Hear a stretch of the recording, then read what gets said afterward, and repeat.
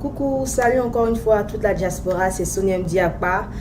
Donc on continue encore le même thème, le thème du mariage, le thème du non au divorce, opération non au divorce. On se divorce pas ici, non, faut pas faire ça, il y a d'autres opportunités, tout ce que vous voulez, mais ce qui est sûr, autour du même thème, le mariage, le divorce n'est pas une option. Ok, donc encore une fois, je vous salue à vous tous, diaspora africaine. L'année est presque terminée, donc je vous souhaite beaucoup de bonnes choses, beaucoup d'opportunités dans votre pays d'accueil et portez-vous bien, portez-vous bien. Donc le mariage, mais le divorce n'est pas une option. Qu'est-ce que je peux dire pour cette rubrique-là?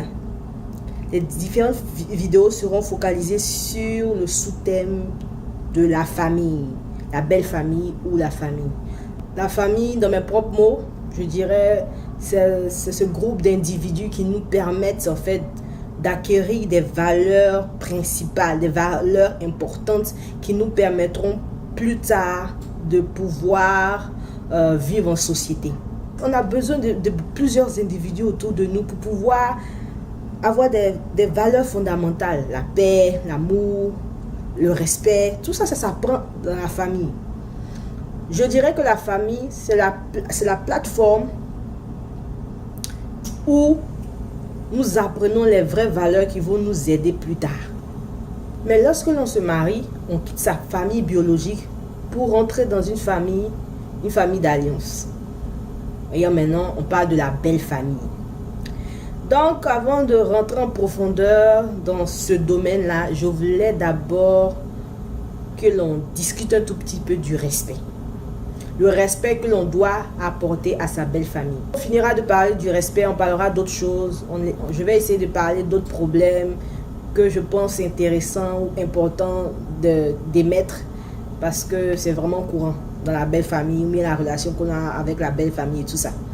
Donc, le respect de sa belle famille. Là, c'est un problème pour la plupart d'entre nous qui sommes mariés. Oui, il y a des thèmes que l'on utilise. Je n'aime pas cette famille-là. Ça, c'est la famille de mon mari.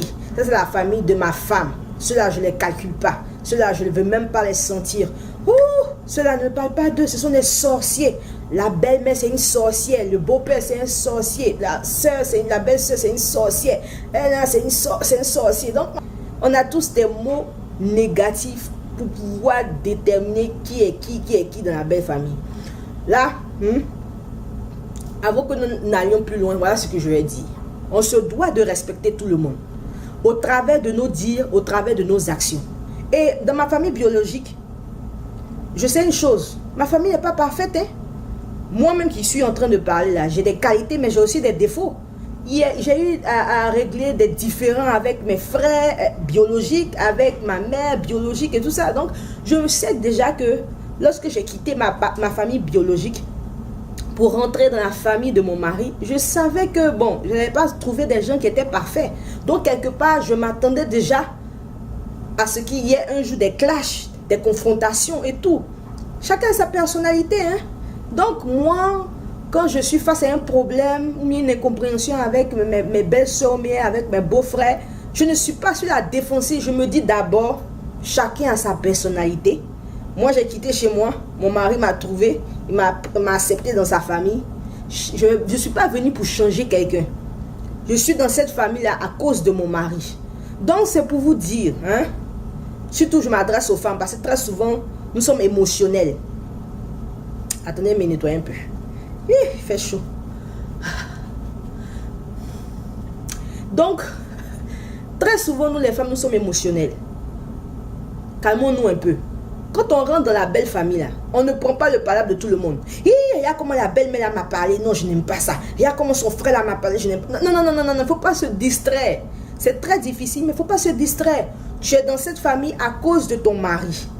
Si tu vois que les attaques ou bien les incompréhensions ou bien les attitudes de ta belle famille n'empiètent pas sur ta personnalité ou bien ne te détruisent pas physiquement, je ne pense pas qu'il y a lieu d'adresser tout ce qu'ils font Souvent, du genre, tu dois juste laisser et tu te focalises sur ton mari.